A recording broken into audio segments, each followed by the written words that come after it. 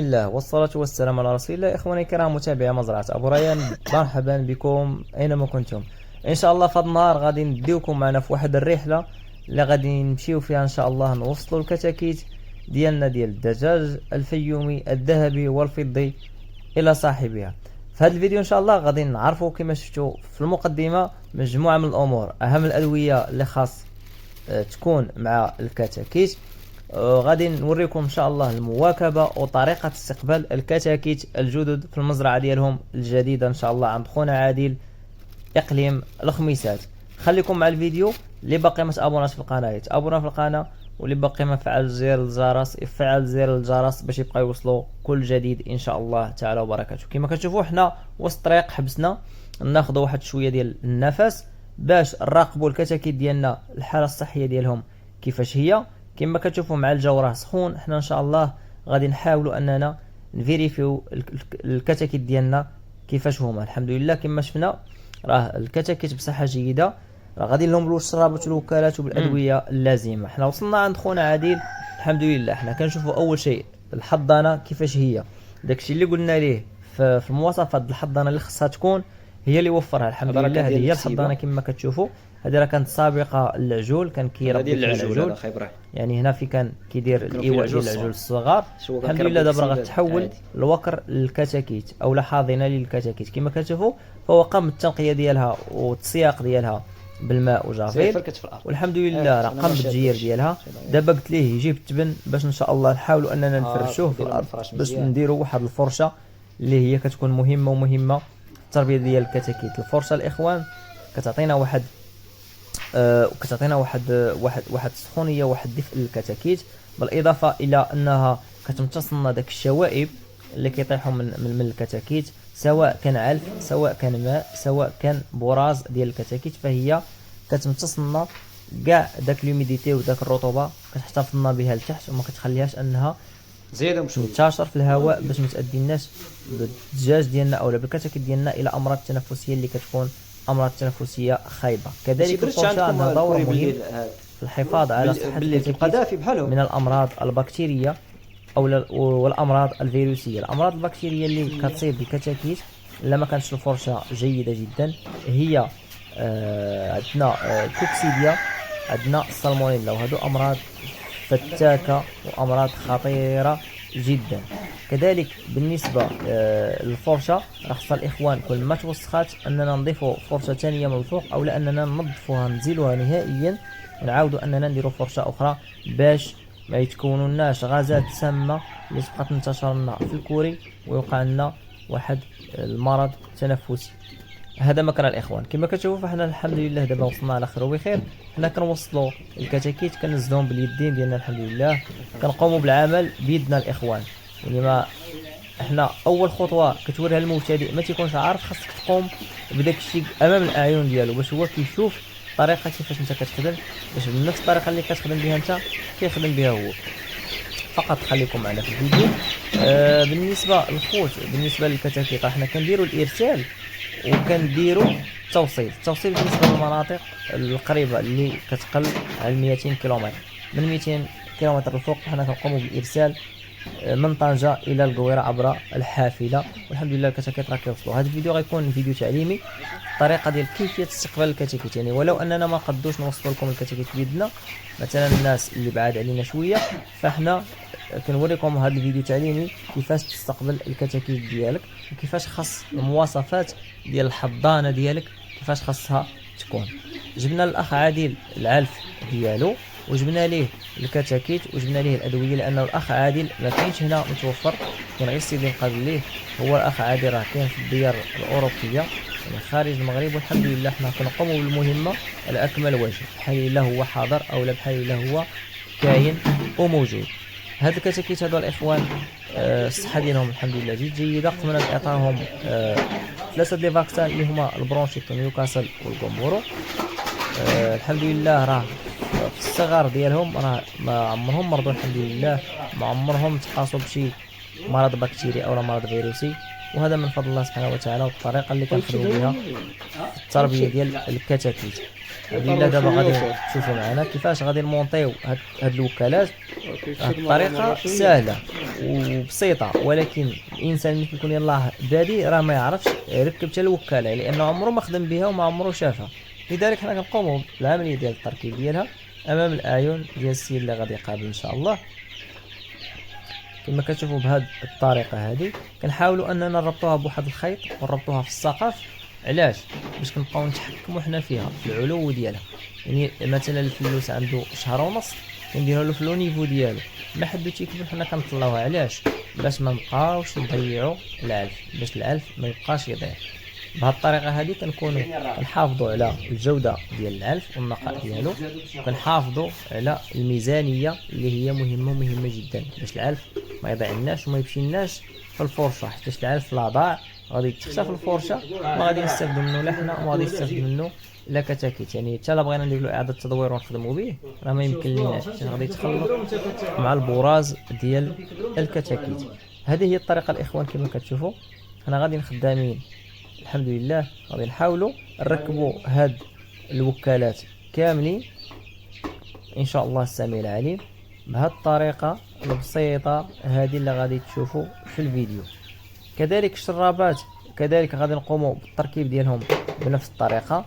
هاد الشرابات هادو راهم زوينين الاخوان، راه تيحافظوا على الماء يبقى نقي، يعني احسن من داك البانيوات، احسن بزاف د الحوايج. كاين بزاف ديال الاشخاص كيكونوا يلاه مبتدئين كيقول لك نقتصد. هو في الحقيقه في البديهي الامر ديالو هو راه كيقتصد، ولكن هو راه كيعملها عينها كثار كما كنقولوا. هو كيقول لك راني كنقتصد، هو اللي راه ما تيقتصد. هو تيقتصد من واحد الناحيه، مثلا انه ياخذ بانيو مثلا داير 4 دراهم ولا 5 دراهم من السوق، وما ياخذش وكاله دايره 35 درهم، ولكن راه في اي لحظه يطيح له شي فلوس ولا جوج تما يجيفو. هنا فين كتولي الخساره وهنا فين كتولي المشاكل. كذلك هذاك البانيو يبقاو يطلعوا يبزقوا فوقه، داك الماء كيتخلط او داك البراز كيتخلط مع داك الماء، هو يبدا يتصلنا بالامراض. ها الفلوس يبدا يمرض لنا، ها الماء ما كيبقاش نقي وما كيبقاش عنده جوده. هنا الماء ملي كيتعلق كيبقى نقي 100%، يعني الماء عمرو يتوسخ. فقط داك الشرابه كنقوموا بالغسل ديالها مثلا كل 3 ايام او 4 ايام. فالطريقه الغسيل ديالهم راه سهله، الطريقه ديال التركيب ديالهم راه سهله جدا. الامور يعني كلها كتمشي على اتم وجه. كما كتشوفوا هنا فاحنا كنعطيو الكتاكيت ديالنا قبل ما نعطيوهم الماكله، كنعمروا ليهم الشرابات عفوا بالماء، مع اضافه داك الكولوكس اللي كناخذوه. داك الكولوكس على حسب الاجهاد على عفوا على حساب الاجهاد ديال الترونسبور، باش يحيد لهم داك الاجهاد. فيه فيتامين وفيه الاموكسيسيلين والكوليستين على حسب الامراض التنفسيه، يعني باش ما تضرهم الناس، وداك الشونجمون ديال الكتاكيت من مكان الى مكان ما يتاثروش به. كذلك ستريس باش الفلاس ما يبقاوش مستريسين ويوليو بصحه جيده. حنا كنقوموا بتحضير الدواء امام الاعين ديال السيد اللي غادي يقابل. كنحاولوا هاد كولوكس كنخدموه الاخوان ب 1 غرام سير لتر. داك المعلقه كتهز لينا تقريبا غرام 5 غرام. حنا كنحاولوا اننا نديرو غير واحد معلقه قل ربع كنديروها في الشرابه كتهز لينا 3 لتر. هكا كنقوموا تقديم الماء وتقديم العلف في آن واحد للكتاكيت ديالنا. الماء هو اول شيء غادي يشربوه ان شاء الله، ومن بعد غادي نعطيهم الاكل ديالهم. نحاول الاخوان ان الحجره ديال الكتاكيت تكون في هذا نفس درجه الحراره تقريبا اللي كانت عندنا في الحضانه ديالي. يعني انا مثلا كانت الحضانه ديالي فيها مثلا 24 او 22 درجه، فانني كنحاول انني نواكب مع الاخ او لا الاخت اللي غادا تاخذ مني الكتاكيت ان درجه الحراره الحضانه ديالها كذلك والمثال خصها تكون فيها نفس درجه الحراره او لا تقريبيه. انا الكتاكيت راني كنخدم معاهم ب 30 32 في الاول هاد ايام التنقيص. كل اسبوع كنحاول نهبط واحد 4 درجات باش الفلوس كيبقى هابط تدريجيا كيتاقلم على الجو. يعني هاد الكتاكيت هادو راه حيت لهم الاضاءه تقريبا التسخين عفوا تقريبا شي 15 يوم 30 يوم حيتها لهم نهائيا ديفينيتيفمون، والحمد لله. البرامج جبتهم من عند الاخ عادي راهم بصحه جيده، يعني ما وقعش لهم تاثير نهائيا او تاثر بالجو. وتا الحضانه الحمد لله راه عنده سخيخنا، وراه عنده مناطق ديال التهويه راها غادي يبقى يخدم بها ان شاء الله واحد السرجم. وداك الباب كذلك وميتا راه وريتو عندها واحد الشبيك ان شاء الله ديال الحضانه، في الليل غادي يبقى يسدها بالنيكا، وفي النهار غادي يبقى يحل داك الشباك باش الدجاج يبقى دائما متهوي عندنا، ويبقى دائما محافظ على الحيويه ديالو ومحافظ على الصحه ديالو. الحمد لله دابا حنا كنقوموا بتقديم العلف اللي هو نفس العلف اللي كنا خدامين به بالنسبه للاخوان، لانه عادل ما عندوش هنايا في اقليم الخميسات كاين شركه اخرى ديال الاعلاف ما كاينش نفس العلف اللي كنت كنخدم به.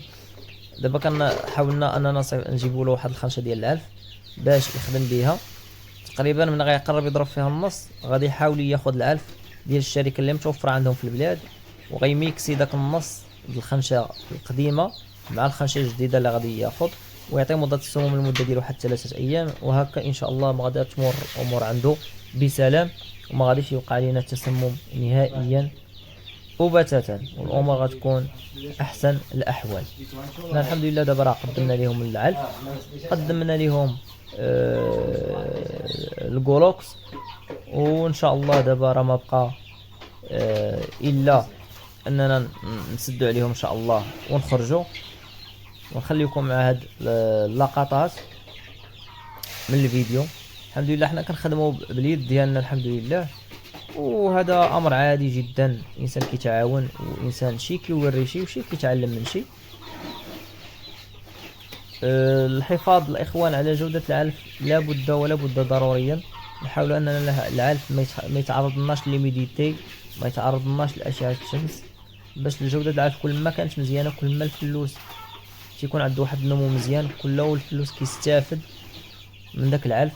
يعني العلف كل ما كان جديد وكل ما كان ظروف التخزين ديالو جيده، الا وكيرجع ذلك بالايجاب على الكتاكيت او لا على الدجاجه البياضه. هذا الفيديو اخوان كان خاص بهذه الرحله اللي قمنا بها، اللي كانت رحله صراحه جميله جدا، من خلالها تعرفنا على العائله ديال الاخ عادل، وتعرفنا على السي عادل، وبالاضافه السي عادل راه ديجا زاد كوموندا من عندنا كتاكيت اخرى ان شاء الله، حوالي واحد 8 كتكوت، نحاول اننا نوجدوها له في الاقرب العاجل ان شاء الله، يكون واحد السويفي مع الاخ عادل على طول ان شاء الله، من البدايه من البدايه الى بدايه الانتاج ان شاء الله، ومن بعد الانتاج لما لا في الامور التسويقيه وفي الامور التعليميه ديال كيفيه التسويق والامور ديال المواكبه ان شاء الله، وكل الرزق ديالو. يعني واحد في الخميسات، واحد راه في مراكش، واحد في اكادير، وانا مثلا في الغرب، راه شي كيعاون شي وشي كيتعاون مع شي، والكمال لله سبحانه وتعالى. هادو هما الكتاكيت ديالنا الاخوان كما كتشوفوا، الحضانه جاهزه والمكان جاهز ان شاء الله، نخليهم في احسن الاحوال. كنتمنى الاخوان ان الفيديو يكون نال الاعجاب ديالكم، انه قدم بعض الافاده لكم. شكر جزيل للاخ عادل على الاستضافه، شكرا لكم اخواني المتابعين على التتبع وعلى التشجيع دائما وابدا. بارطاجيو الفيديو باش تعم الفائده مع الاخوان، وباش دائما تشجعونا على نشر المزيد من الفيديوهات ان شاء الله لتكون مفيده جدا للجميع. شكرا لكم، والى اللقاء فيديو اخر ان شاء الله.